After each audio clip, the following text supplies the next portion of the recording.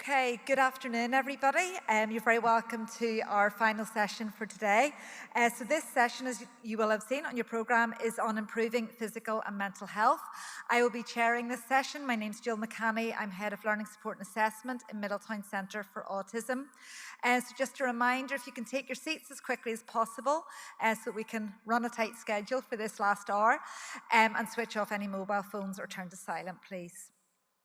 So I'm delighted to introduce Jeanne O'Sullivan for our first session, and Jeanne will be presenting on Autism and Intellectual Disability, a CPD to raise understanding of health and social care needs. Thanks, Jeanne. Thank you so much, Jill.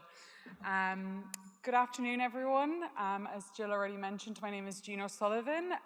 So the title has slightly changed. It's now Understanding Autism and Intellectual Disability, CPD for Health and Social Care Staff. So this programme has been developed with Royal College of Surgeons, and the goal is to essentially fulfil a gap in training that we know is there for both autistic people and/or people with intellectual disabilities. So this is our team. Mary Rose Sweeney is the programme lead, myself, and then Niamh Walsh has contributed hugely to the programme. So the rationale for the programme, as all of you already know, autistic people, as well as people with intellectual disabilities, have a reduced life expectancy rate. Particularly for the autistic population, it's estimated to be 7 to 16 years younger than the general population, and those with intellectual disabilities is estimated to be approximately 20 years younger than the general population. So the reason and the rationale for the programme coming together was, I suppose, really came from the initiative of the Joint Oireachtas report on autism, Chapter 5, recommending health and social care staff training, and then also our work on the Rosemary Collaborative Project, which was a global report on health access and advocacy for people with intellectual disabilities.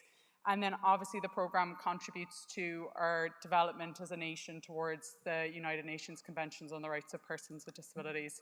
So the aim of the programme is to equip learners with necessary knowledge, skills to provide understanding and neuro-affirming care, as well as disability-affirming care and person-centred care to autistic people and/or people with intellectual disabilities. So the structure of the programme, it is actually beginning next week, so this is all theoretical as of now. The programme itself is titled, as I said, Understanding Autism and Intellectual Disability. It's 13 weeks of live online lectures. So that was something that we massively got feedback on, was the fact that people didn't want to do pre-decided or pre-programmed training, that they wanted engagement. And then it is open to learners internationally, nationally, and it's accredited for 24 CEUs. So I suppose the general ethos of this programme is that everyone makes mistakes and that's okay. It seems like a really simple thing to do, but as I'm sure many of you know, both within the realm of autism as well as the realm of intellectual disability, a lot of the general population may not know enough and they're scared. And this idea of cancel culture was a huge thing that we were getting feedback on when we were developing the programme. So this is aimed at everyone to come and ask the uncomfortable questions or to say the wrong language and to really try and delve themselves into the world of disability as well as neurodiversity.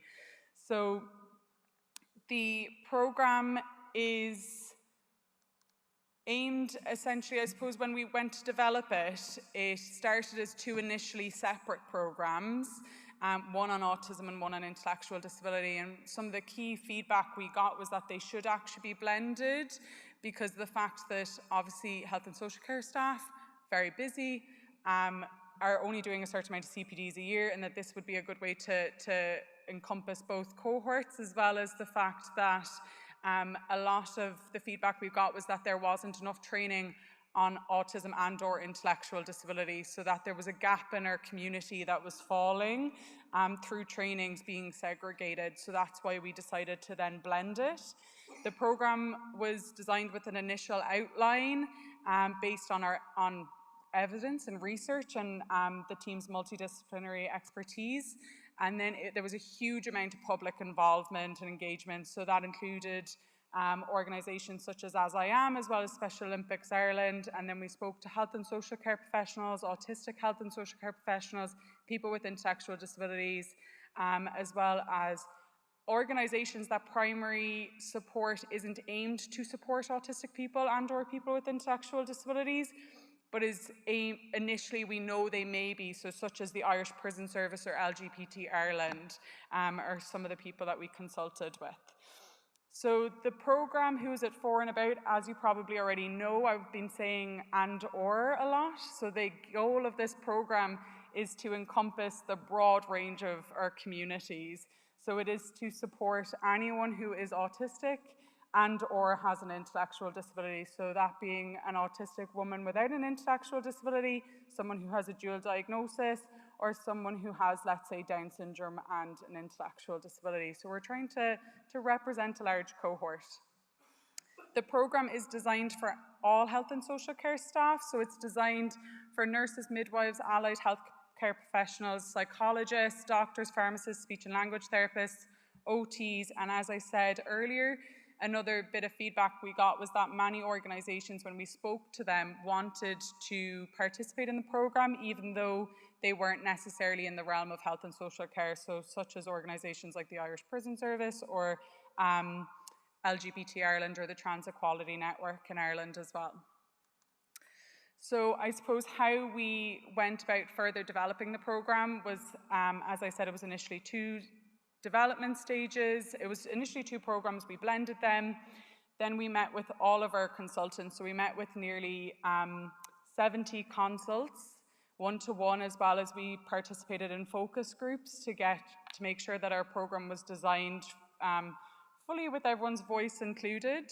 And then we used a range of different accessible materials to explore different aspects. So I suppose some of the key feedback that we got from our stakeholders was that most of the feedback, thank God, was very positive.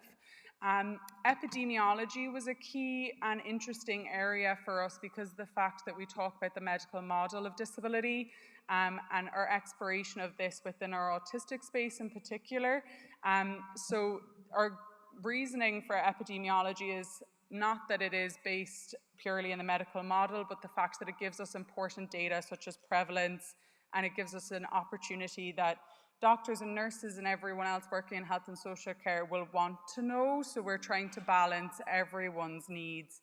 I suppose the other key feedback, as I mentioned, was the blending of the programme. The balance of the programme was a really thing we had to think long and hard about because of the fact that both communities, even though there's a natural incline towards our communities blending, both communities had quite different stances on their identity of disability or neurodiversity, and how we navigated it was really interesting. So we took a very neutral party view on this, that we were not a programme to tell anyone who was what, but our programme that we tried to represent everyone's voices. And the different conversations happening in our community so that everyone participating in the programme would understand what's happening in our climate. Additionally, behaviour was a really controversial topic for our programme and how we navigated that. So the term behaviour, when we discussed it with so many different consultants, it was decided in the end to be kept in the programme as a term, but to be very clear, the programme doesn't look at correcting behaviour at all. It looks at why behaviour occurs or understanding. So it's done in conjunction with our communication. So it's understanding communication and behaviour is our title in that lecture. And that lecture is purely to understand how we communicate, why we communicate, and why these so-called behaviours occur. And that's partly that we were trying to blend all different aspects into this.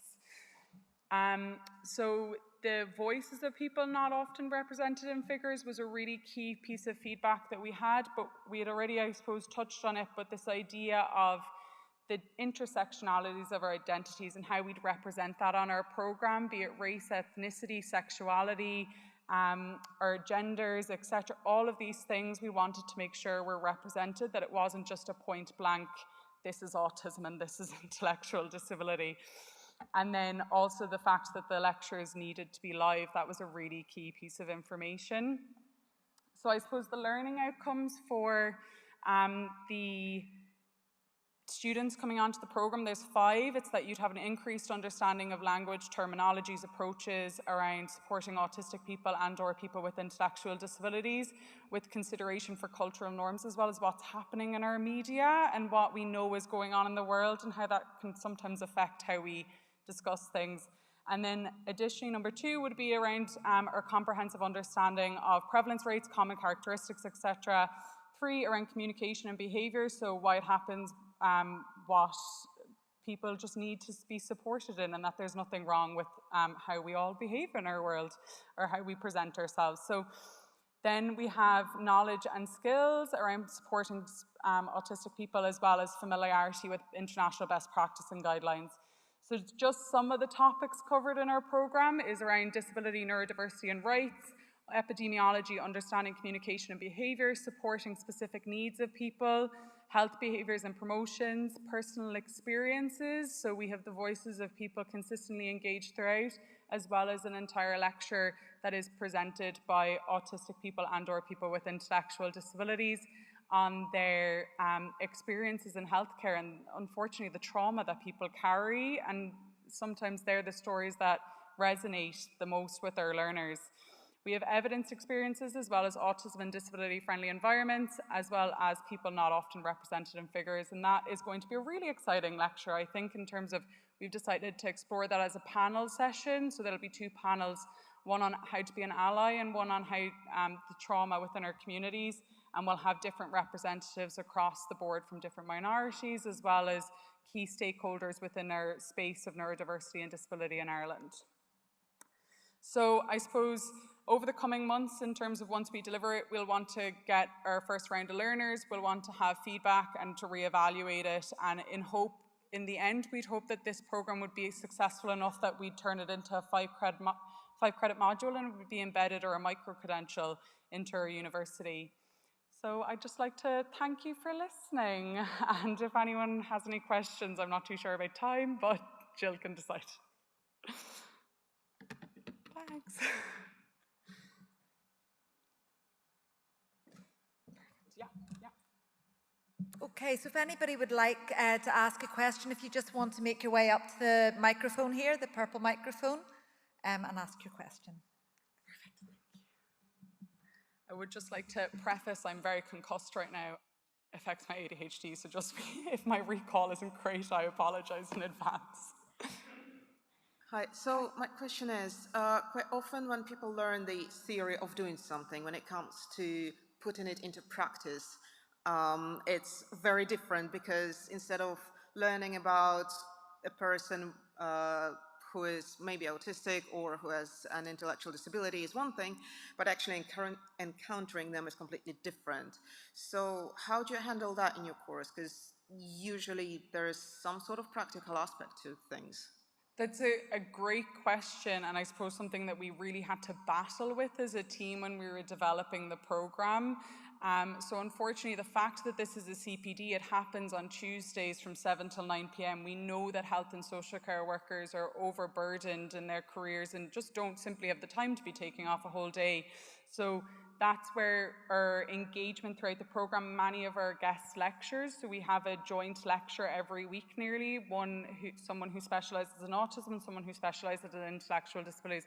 Many of them are themselves autistic and or have siblings or with an intellectual disability, as well as those who are self-advocates as well that will speak, and we're hoping that that in turn will gauge that gap in applying theory to practice. So the overall ethos of this program is to understand someone in front of you and to ask those uncomfortable questions, rather than just learning about, although we'll cover models of disability, it's learning how our models of disability impact the communication. So if I'm speaking to someone who identifies and associates their neurodiversity with the social model, and I'm a doctor, I'm not a doctor, but if I'm a doctor and I'm associating it with the medical model, how that in turn affects our communication. So that's the kind of conversations we're hoping that will enable students to reflect critically in the program and therefore bridge that gap, unfortunately. But yes.